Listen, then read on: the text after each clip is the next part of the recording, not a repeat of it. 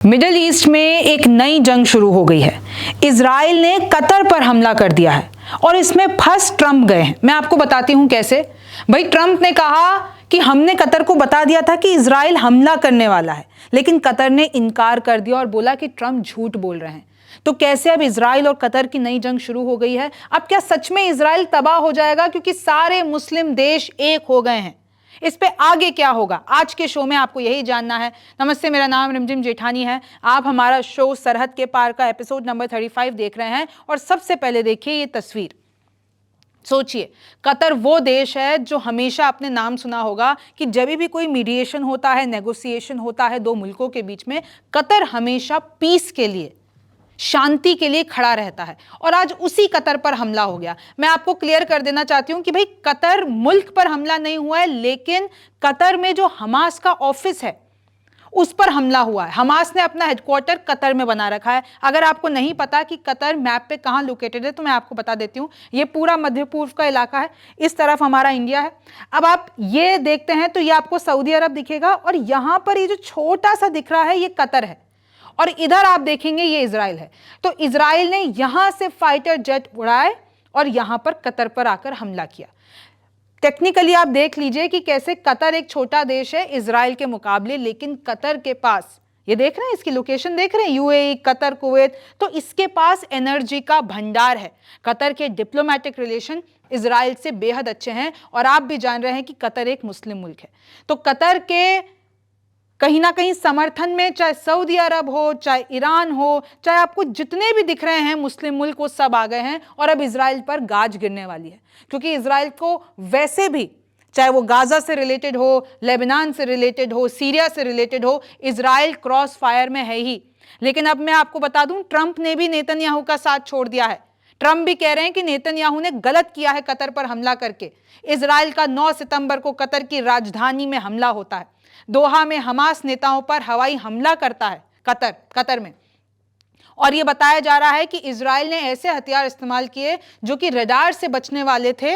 यानी वो कतर का जो रडार सिस्टम है वो उनको पकड़ नहीं पाया हथियारों को। कतर बोला आतंकवाद और अपनी संप्रभुता पर उल्लंघन है। इजराइल ने जो भी किया है, आपको पता है ना भाई, अभी रिसेंटली ईरान पे भी हमले हो गए थे। इनफैक्ट आपको पता है कि यूएस ने भी उनके न्यूक्लियर फैसिलिटीज पे हमला कर दिया था, तब भी बहुत निंदा हुई थी। और चाहे वो मिडिल ईस्टर्न कंट्रीज हो, चाहे वो यूरोप की कंट्रीज हो, सबने निंदा की है। और आप सब तो छोड़िए, नेतन्याहू के जो दोस्त हैं ट्रंप, उन्होंने खुद ने निंदा की है। हम इस लापरवाही भरे व्यवहार को बर्दाश्त नहीं करेंगे, कतर का कहना है। और अब इजराइल पर गाज गिरने वाली है, ऐसा कहा जा रहा है। ट्रंप ने भी इस हमले को गलत बताया, बोले हमने तो सूचना दी थी, लेकिन बहुत देर हो गई थी। जबकि सूचना मिलने से कतर ने इनकार कर दिया। दोहा के वेस्ट बे लगून और कटारा इलाके में यह हमला होता है, और यहां पर मैं आपको बता दूं, विदेशी दूतावास भी हैं, स्कूल भी हैं, रिहायशी इमारतें भी हैं। और इसलिए ही इजराइल की अब निंदा की जा रही है कि अब इजराइल को संभालना अमेरिका के लिए भी मुश्किल हो गया है, ट्रंप के लिए भी मुश्किल हो गया है। उनको बिना बताए, बिना कुछ किए, इजराइल एक मैटर सॉल्व होता नहीं है, दूसरे मैटर में अपनी टांग अड़ा देता है। और इसलिए ही इजराइल की निंदा की जा रही है। आप कैसे किसी दूसरे मुल्क पे हमला कर सकते हैं, और आप कैसे ये एक्सपेक्ट कर सकते हैं कि दूसरा मुल्क फिर आप पे हमला नहीं करेगा, चाहे आपने वहां पर हमास के जितने भी लड़ाके हैं वहां पर हमला क्यों नहीं किया। ऐसी ही चीजें सारे मुल्क कह रहे हैं कि आपको कतर पर हमला नहीं करना चाहिए था। 15 फाइटर जेट्स और 10 से ज्यादा म्यूनिशन इस्तेमाल किए हैं। लिटरली फाइटर जेट उड़कर आए हैं कतर में। हमास बोला 5 छोटे स्तर के सदस्य मारे गए हैं, लेकिन इजराइल को खलील अल हया को मारना था। लेकिन हमास कह रहा है कि इजराइल के हमले फेल हो गए। हमारे बड़े नेता खलील अल हया और खालिद मशाल जैसे बड़े नेता वो जिंदा हैं, उनको कुछ नहीं हुआ है। हालांकि खलील अल हया का बेटा हुमाम वो मारा जा चुका है, और एक और सहायक मारा जा चुका है। ईरान ने निंदा की है, अरब देशों ने निंदा की है, सऊदी अरब ने, कुवैत ने, ओमान ने, तुर्की ने, जितने भी मिडिल ईस्टर्न कंट्रीज है सबने निंदा की है।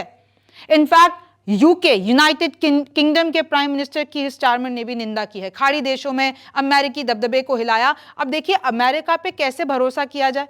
अमेरिका तो कहता है कतर अच्छा दोस्त है, कतर के साथ अच्छी डील है, इन लोगों का व्यापार होता है। वो अमेरिका कह रहा है कि भाई इजराइल से जितने भी मिडिल ईस्टर्न कंट्रीज है उनको कहता है कि भाई अब्राहम अकॉर्ड साइन करके इजराइल को अपना दोस्त कैसे बनाया जाए, इजराइल को अपना दोस्त। जब इजराइल लगातार हमले करता रहेगा तो फिर आपको क्या लगता है सारे मुस्लिम मुल्क एक साथ नहीं होंगे? ये क्या फिर सारे मुस्लिम मुल्क जितने भी अरब वर्ल्ड है तो क्या वो अमेरिका की चिंता करेंगे, अमेरिका के साथ रिश्तों की चिंता करेंगे? अभी जो भी गाजा में हो रहा है, जो भी लेबनान में हुआ, जो भी सीरिया में हुआ, अरब मुल्क क्यों चुप रहे? ट्रंप की वजह से। लेकिन अगर ट्रंप उनके साथ नहीं खड़े हैं, अब ट्रंप ही उनकी सुरक्षा सुनिश्चित नहीं कर सकते हैं, तो अब अरब मुल्क क्या करेंगे? या तो चीन की तरफ जाएंगे या फिर इजराइल के खिलाफ बड़ा एक्शन लेंगे। ये देखिए, ये टॉप लीडर वहां के। फिर आप आगे बढ़िए, state terrorism, Qatar PM leads Arab world fury at Israel for striking Hamas. यानी अब पूरा का पूरा अरब जो दुनिया है वो कहीं ना कहीं इजराइल के स्टेट टेररिज्म से परेशान है और अब सारे लोग एक हो गए हैं। अब कतर क्या कर रहे हैं? कतर ये सोच रहे हैं कि अब लीगल टीम बना रहे हैं और इजराइल के प्राइम मिनिस्टर को कैसे इंटरनेशनल लॉ के तहत जिम्मेदार ठहराया जाए। वैसे भी इनके ऊपर अरेस्ट वारंट लिख रहा है। नेतन्याहू अगर ऐसे किसी देश में चले जाए ना तो उन पे अरेस्ट वारंट लिख रहा है, उनको गिरफ्तार किया जा सकता है। Benjamin Netanyahu has said Israel was fully justified because it's targeted senior Hamas leaders. अब नेतन्याहू ये कह रहे हैं कि भाई हमने तो टारगेटेड अटैक किया है, मिसाइल छोड़ी है और सिर्फ हमास की लीडरशिप को खत्म करने के लिए। हमास ने बोला कि हमारे 5 मेंबर मारे जा चुके हैं, लेकिन ओवरऑल देखा जाए तो हमला इन लोगों का इजराइल का फेल हो गया। देखिए, स्टारमर कंडेम्स, ये कौन है? प्रधानमंत्री हैं यूनाइटेड किंगडम के। Starmer condemn strike saying crystal clear diplomatic work will continue. यानी कतर वो देश है जो मीडिएशन के लिए, और कतर ने एक अपनी अच्छी खासी पहचान बना ली है पूरे विश्व में। Israel does not always act in the line with the US. यानी अब तो यूएन के जो इजरायली एम्बेसडर है वो भी ये कह रहे हैं कि इजराइल हमेशा यूएस के एक्ट ऑफ लाइन में, भाई उधर से ट्रंप मना कर रहे हैं कि हमें, पहले तो कहते हैं सूचना थी, फिर कहते हैं कि हम गलत मानते हैं इसको, लेकिन इजराइल तो कह रहे हैं कि भाई वो तो यूएस के हिसाब से हम काम करते हैं। नेतन्याहू और ट्रंप अलग थोड़े हैं। कतर डिनाउंसेस इजराइल्स बार्बरिज्म आफ्टर दोहा अटैक। यानी इतना अब गुस्से में है कतर कि अब बहुत जल्द ऐसा हो सकता है कि कतर का भी रिटेलिएशन हो। आप देखिए, इसी बीच यूएई के प्रेसिडेंट दोहा पहुंचे हैं जब ये अटैक होता है, तो उनकी विजिट थी वहां पर। अब आपके मन में सवाल होगा कि अगर कतर और इजराइल की जंग हो जाती है, वैसे तो देखिए कहा जा रहा है कि उस लेवल की जंग नहीं हो सकती, लेकिन अगर हो जाती है तो कतर की पॉपुलेशन कितनी है? 3 मिलियन, इजराइल की 9.8 मिलियन। चाहे आप मिलिट्री ले लीजिए, स्ट्रेंथ ले लीजिए, सब मामले में इजराइल आगे है। लेकिन कतर किस मामले में आगे है? इसकी जो इकोनॉमिक वेल्थ, देखिए ओवरऑल तो इकोनॉमिक वेल्थ इजराइल की अच्छी है, लेकिन अगर आप रिचर पर सिटीजन के हिसाब से देखते हैं तो कतर एक बहुत ही रिच कंट्री है। एनर्जी के हिसाब से कतर वर्ल्ड्स लार्जेस्ट एक्सपोर्टर है लिक्विफाइड नेचुरल गैस की, यानी एलएनजी की। एनर्जी के मुकाबले में कतर को कोई बीट नहीं कर सकता है, और इजराइल के पास तो कोई ऐसा सोर्स ही नहीं है। खैर, डिप्लोमेटिक एंड मीडिएशन, कतर हमेशा अपने आप को मीडिएटर के तौर पर रखता है। कोई भी, यूएस का military largest base middle east में कहाँ है? अल उदैद कहाँ है? कतर में है। अमेरिका कतर को एक अपना बहुत ही अच्छा दोस्त मानता है और दोनों में उसी तरीके के रिश्ते हैं, और अमेरिका ही कतर को नहीं बचा पाया। कतर पर हमला हो जाता है और कतर को पता ही नहीं है।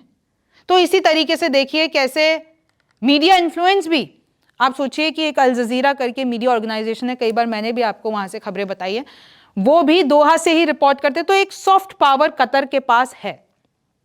लेकिन अब इसमें आगे क्या होगा? अब अगर कतर हमला कर देता है तो क्या इजराइल चुप रहेगा? अगर ट्रंप को चुनने की बात आती है, इजराइल को चुनेंगे, कतर को चुनेंगे, क्या ये भी सम्मिलित हो जाएंगे? अभी दूसरे मैटर सुलझे नहीं है, ये तीसरा मैटर शुरू हो गया है। इस पे आगे क्या होगा ये तो वक्त बताएगा। आप सरहद के पार देख रहे थे, मेरा नाम रिमझिम जेठानी है, आपसे फिर मुलाकात होगी। नमस्कार, मैं हूं मानक गुप्ता।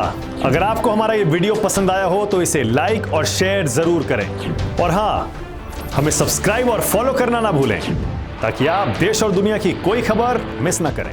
तो जुड़े रहिए हमारे साथ और देखते रहिए न्यूज़ 24।